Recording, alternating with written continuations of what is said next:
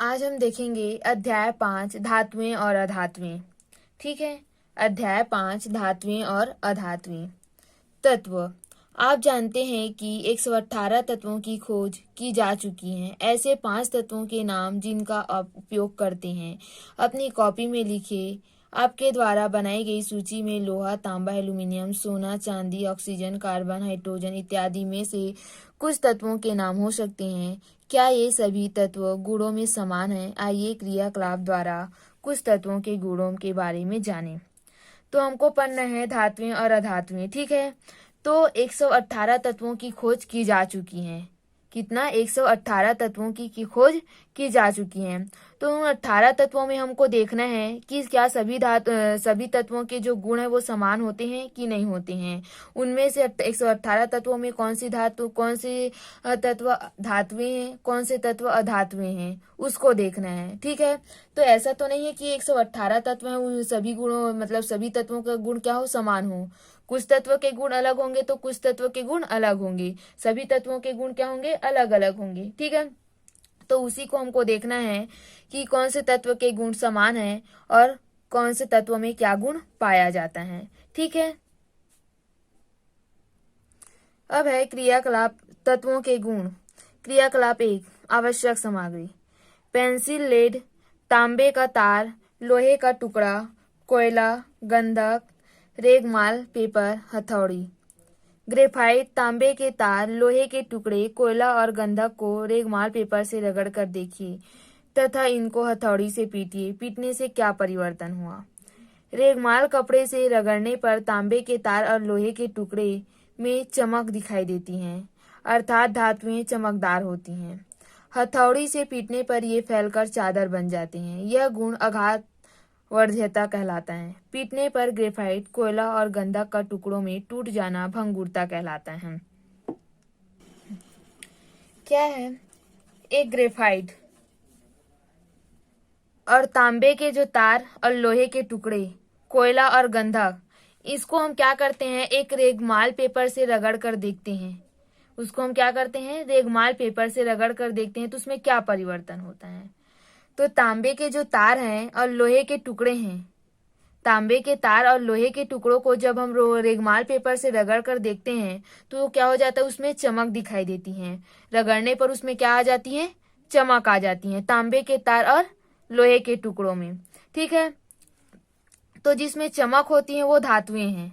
जिसमें क्या होती हैं, चमक होती है, वो धातुएं हैं। ठीक है। और उसी को ही हम क्या करते हैं, हथौड़ी से पीटने पर, हथौड़ी से जब उसको पीटते हैं तो क्या हो जाती है, वो फैलकर चादर जैसे बन जाती हैं। वो टूटता नहीं है। जब हम उसको काटेंगे तभी वो टूटेगा, लेकिन जब उसको हथौड़ी से पीटेंगे तो वो क्या हो जाएगा, चादर जैसे फैल जाती हैं। तो यह गुण क्या कहलाती हैं, आघातवर्ध्यता कहलाती हैं। जो चादरों जैसे फैल जाती हैं वो गुण आघातवर्ध्यता कहलाती हैं। ठीक है। अब जब हम ग्रेफाइट, कोयला और गंधक को पीटते हैं, क्या बोलते हैं, लोहे के टुकड़ों और तांबे के तार को जब हम पीटे तो चादरें जैसे फैल गई। लेकिन जब हम ग्रेफाइट, कोयला और गंधक के टुकड़े को मतलब पीटते हैं तो क्या हो जाती है, मतलब टूट जाती है, मतलब टूटकर वो भंगुरता हो जाती, मतलब छोटे छोटे टुकड़ों में टूट जाती हैं। उसको हम क्या कहते हैं, भंगुरता कहते हैं। हम कोयला को अगर हथौड़ी से या कुछ भी चीज से उसको पीटेंगे तो टूटेगा छोटे छोटे टुकड़ों में कि नहीं टूटेगा, तो वो क्या कहलाती है, उसकी भंगुरता कहलाती हैं। तो इस प्रकार तांबे के तार और लोहे के टुकड़ों को जब हम रेगमाल पेपर से रगड़े तो उसमें चमक आई, तो क्या है, वो धातुएं हैं। और उसको हथौड़ी से पीटे तो भी क्या, मतलब फैलकर चादरें जैसी बन जाए, वो गुण क्या कहलाता है, आघातवर्ध्यता कहलाती है। ठीक है। लेकिन जब हम ग्रेफाइट और गंधक और कोयला को टुकड़ों मतलब उसको पीटे हैं तो क्या, मतलब वो छोटे छोटे टुकड़ों में टूट गया। ठीक है। तो वो क्या कहलाया, भंगुरता कहलाया। ठीक है। वैसे ही हम क्रियाकलाप 2 में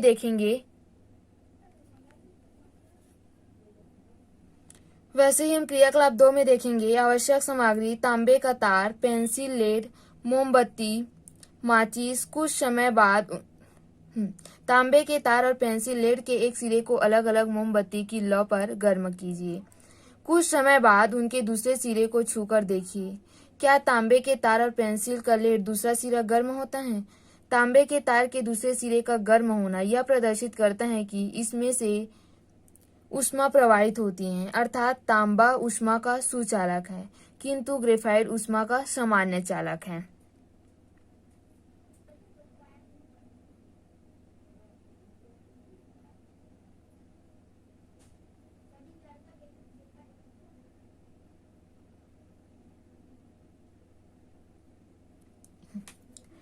हम इस पहले वाले क्रियाकलाप में क्या देखे हैं, तांबे के तार और लोहे के टुकड़े, कोयला, गंधक, पेंसिल, लेड ये देखे हैं। उसको रेगमाल पेपर से रगड़ते हैं, हथौड़ी से पीटते हैं तो क्या होता है। ठीक है, अब हम देखेंगे तांबे के तार को और पेंसिल के लेड को।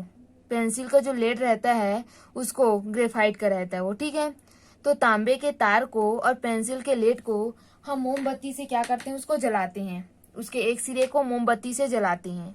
ठीक है, तांबे के तार और पेंसिल के लेड को हम मोमबत्ती से एक सिरे को जब जलाते हैं तो तांबे का तार जो है उसका दूसरा सिरा आप ही आप गर्म हो जाता है। देखे हैं आप लोग, या फिर करके देखना। जब तांबे के तार को जब आप जलाओगे तो उसका एक सिरे को जब गर्म करोगे तो उसका दूसरा सिरा आप ही आप वो गर्म हो जाएगा। लेकिन पेंसिल का जो लेड है वो गर्म नहीं होता।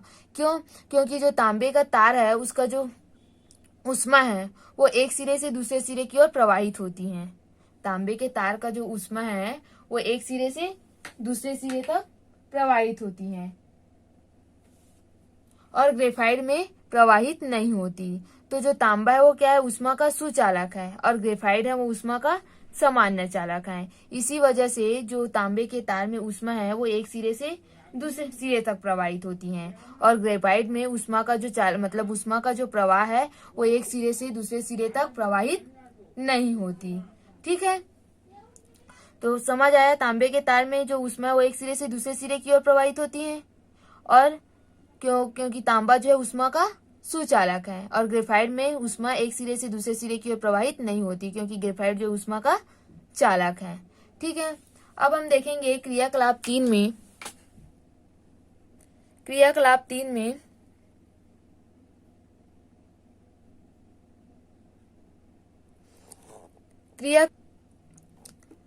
आवश्यक सामग्री लोहे का तार, गंधक, विद्युत तार, बल्ब, एक शुष्क सेल, ग्रेफाइट, कांच की स्लाइड, मोमबत्ती, माचिस। तार, बल्ब और सेल लेकर चित्र 5.1 में दिया गया परिपथ बना लीजिए।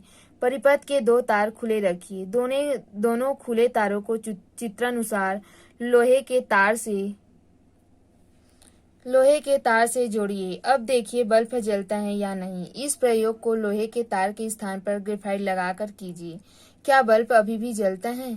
अब गंधक चूर्ण को कांच की स्लाइड पर रखकर मोमबत्ती की लौ से पिघलाएं और ठंडा करें। आपको गंधक की परत प्राप्त होगी। परिपथ के खुले तार के बीच रखकर प्रयोग को दोहराएं। क्या बल्ब जलता है? तो लोहे के तार और ग्रेफाइट को परिपथ में जोड़ने से बल्ब का जलना प्रदर्शित करता है कि वे विद्युत के सुचालक हैं, जबकि गंधक विद्युत का कुचालक, अतः बल्ब नहीं जलता। अब हम देखेंगे क्रियाकलाप 3 में। क्रियाकलाप 3 में ये 2 सेल लिए हैं। ठीक है, ये 2 सेल को परिपथ में इस 2 सेल को एक तार से जोड़कर उसमें बल्ब जोड़ देते हैं और दोनों यहाँ पर क्या कर देते हैं, खुला छोड़ देते हैं। इस तरीके से यहाँ इस तार को क्या किए, दोनों सेलों से जोड़े हैं और इसमें क्या कर दिए, बल्ब जोड़ दिए हैं। फिर इधर से जोड़कर इस तार को खुला छोड़ दिए। ठीक है, अब इस खुला तारों में क्या करते हैं हम, मतलब लोहे की तार लगाते हैं। इस खुले तारों में क्या करते हैं हम, लोहे की तार लगा कर देखते हैं। तो देखेंगे ये जो बल्ब है वो जलता है कि नहीं जलता है। ये दोनों खुला तार जब हम इसको छोड़ेंगे तो इसमें हम क्या करेंगे, लोहे की तार लगा कर देखेंगे तो देखते हैं कि ये बल्ब जो है वो जलता है कि नहीं जलता। ठीक है, अब उसके बाद क्या करेंगे हम, ग्रेफाइट की मतलब ये लोहे की तार को हटाकर हम ग्रेफाइट की छड़ लगा कर देखेंगे तो देखेंगे कि मतलब फिर बल्ब जलता है कि नहीं जलता। तो जब हम लोहे की छड़ को मतलब लोहे की छड़ जब हम यहाँ पर लगाएंगे तो क्या हो जाए, जो बल्ब है वो जलेगा। लोहे की जब हम यहाँ पर लगाएंगे छड़ तो क्या होगा, ये मतलब जलेगा। और ग्रेफाइट की भी छड़ लगाएंगे तो भी से क्या होगा, बल्ब जलेगा। लोहे की छड़ लगाएंगे तो भी से बल्ब जलेगा और ग्रेफाइट की छड़ लगाएंगे तो भी से बल्ब जलेगा। ठीक है, अब इसमें मतलब हम गंधक का चूर्ण कर देते हैं। मतलब यहाँ पर क्या कर देते हैं हम, कांच की स्लाइड रखकर उसके क्या कर देते हैं, गंधक का चूर्ण रख देते हैं। तब देखेंगे कि बल्ब जलेगा कि नहीं जलेगा। यहाँ पर कांच, हम लोहे की छड़ लगाए थे और तांबे ग्रेफाइट की लगाए थे। अब इसमें कांच की छड़ मतलब रखकर, कांच की छड़ रखकर क्या कर देते हैं, इसमें मतलब गंधक चूर्ण रखते हैं। तो फिर देखेंगे कि बल्ब जलेगा कि नहीं। तो उसमें बल्ब नहीं जलता है। क्यों नहीं जलता? क्योंकि जो लोहा और ग्रेफाइट है वो विद्युत का क्या होता है, सुचालक होता है। लोहा और जो ग्रेफाइट है वो क्या होता है, विद्युत का सुचालक होता है। इसी कारण बल्ब जलने लगता है। और जो गंधक चूर्ण होता है वो विद्युत का सुचालक नहीं होता, इसी कारण बल्ब उसमें नहीं जलता है। ठीक है, तो जब हम लोहे और ग्रेफाइट की छड़ लगा कर देखे हैं तो उसमें बल्ब जला है। और तो बल्ब का जलना यही प्रदर्शित करता है कि जो लोहे और ग्रेफाइट जो है वो विद्युत का सुचालक है। ठीक है, और गंधक का जो चूर्ण विद्युत का सुचालक नहीं है, इसी कारण बल्ब नहीं जला। ठीक है, तो इस प्रकार क्या हुआ लोहे के तार और ग्रेफाइट को जब हम परिपथ से जोड़े तो बल्ब जल गया, तो वो विद्युत के सुचालक हैं। और गंधक में बल्ब नहीं जला तो विद्युत का क्या है, कुचालक है। ठीक है, हम देखते हैं कि लोहा और तांबा चमकदार, आघातवर्धी, ऊष्मा तथा विद्युत के सुचालक हैं, जबकि कोयला और गंधक भंगुर, ऊष्मा और विद्युत के कुचालक हैं। अर्थात हम तत्वों को उनके गुणों के आधार पर वर्गीकृत कर सकते हैं। लोहा और तांबा जैसे तत्वों को धातु कहते हैं। प्रकृति में अधिकांश तत्व धातु हैं। धातुओं के अन्य उदाहरण है सोना, चांदी, एल्यूमीनियम, टीन, लेड, जिंक इत्यादि। इसके विपरीत कार्बन और गंधक जैसे तत्वों को अधातु कहते हैं। प्रकृति में इनकी संख्या बहुत कम है। अधातुओं के अन्य उदाहरण chlorine, bromine, oxygen, helium, hydrogen, nitrogen, phosphorus इत्यादि। ग्रेफाइट भी अधातु है, किंतु इसमें विद्युत चालकता पाई जाती है।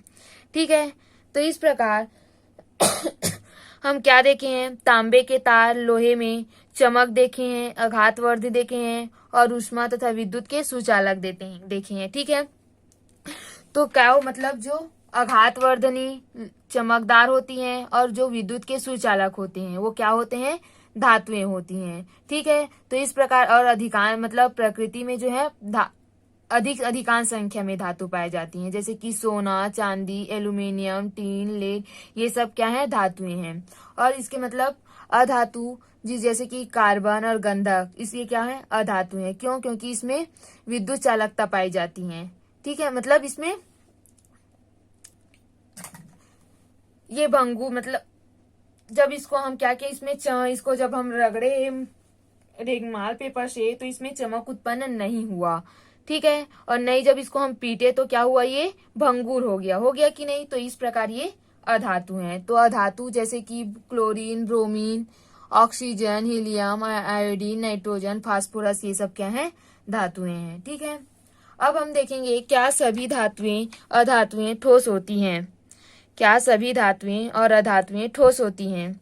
क्या आप किसी ऐसी धातु के बारे में जानते हैं जो सामान्य ताप पर ठोस अवस्था के अतिरिक्त किसी और अवस्था में पाई जाती हैं? पारा एक ऐसी धातु है जो द्रव अवस्था में पाई जाती है, लेकिन कोई भी धातु गैसीय अवस्था में नहीं पाई जाती। अधातु प्रायः गैसीय अवस्था में पाई जाती हैं। 5 अधातुएं ठोस अवस्था कार्बन, फास्फोरस, गंधक, सिलेनियम और आयोडीन, और एक द्रव अवस्था में ब्रोमीन पाई जाती हैं।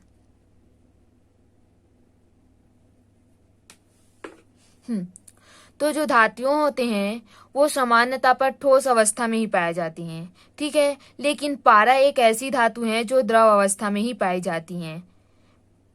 जो धातुएं होती हैं वो अधिकतर ठोस अवस्था में ही पाई जाती हैं, लेकिन जो पारा ही एक ऐसी धातु है जो द्रव अवस्था में पाई जाती हैं, और कोई भी धातु गैसीय अवस्था में नहीं पाई जाती। जो गैस वाली धातु होती हैं वो अधातुएं कहलाती हैं। कोई भी धातु जो होती है वो गैसीय अवस्था में नहीं पाई जाती, और अधिकांश धातु क्या होती हैं, ठोस अवस्था में ही पाई जाती हैं।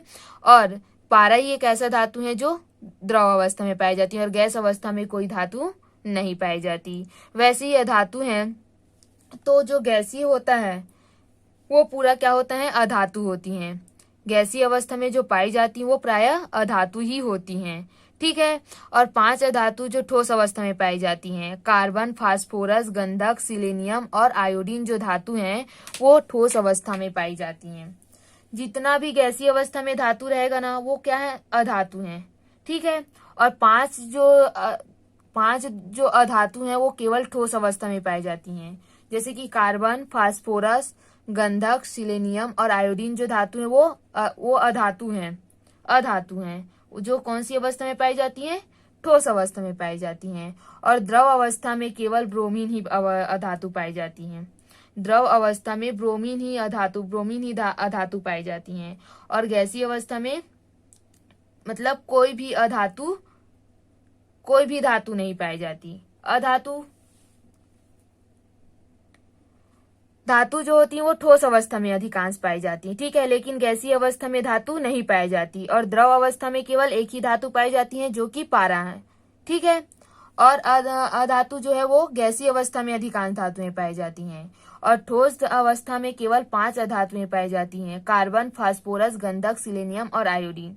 और द्रव अवस्था में अधातु केवल ब्रोमीन ही पाई जाती हैं, ठीक है।